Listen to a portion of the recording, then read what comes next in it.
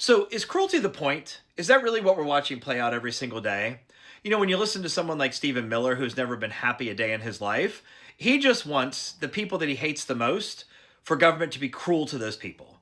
And we watch this administration and the things that they're doing in so many different aspects of trying to run a federal government. And it just feels like all they're trying to do is be cruel on a daily basis. But there's a reason why that happens. Hello, my name is Brian Kennedy. I'm the mayor of Glendale, Wisconsin, president of Democratic Municipal Officials, and a member of the DNC. Follow me for local government Democratic Party content. So when authoritarians rise to power, one of the first ways that they consolidate that power is by actually forcing their own people into fear and submission. They usually do that through acts of terror.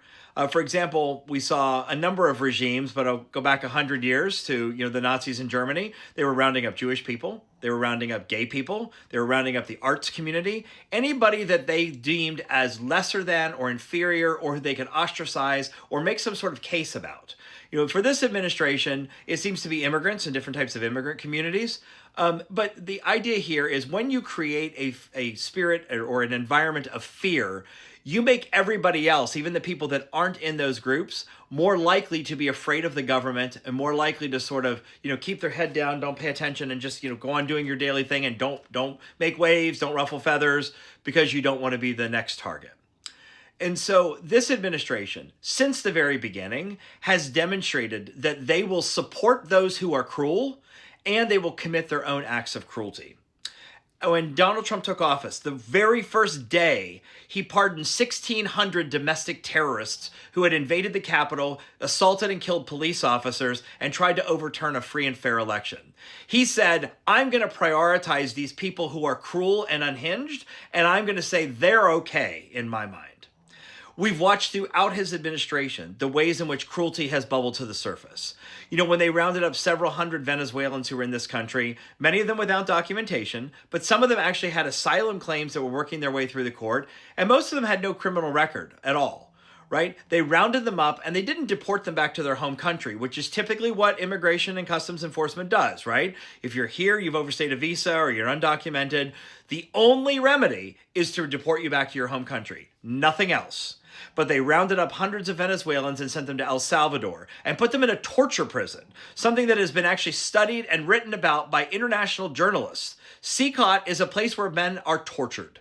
And they put them there without a trial. They were never sentenced to anything. They just rounded them up and shipped them off to a third country and put them in a prison. It took months for the Venezuelan government to eventually fight for and get those people to be free and return to their home country. But our administration committed an incredible act of cruelty against all of those people. We've watched as they have bombed fishing boats and blew them out of the water and have killed now dozens of people along the Venezuelan and Colombian coast. They've argued that they're part of a drug gang and they're trying to run drugs. You know what? Their trajectory was not aiming toward the United States or anywhere else where drugs might have been being transported for distribution. They were fishing boats right off the coast, and we blew them out of the water. Incredible acts of cruelty. Let's look at Minneapolis. They're going door to door. They are terrorizing residents of neighborhoods in incredible acts of cruelty. It does not stop with these people.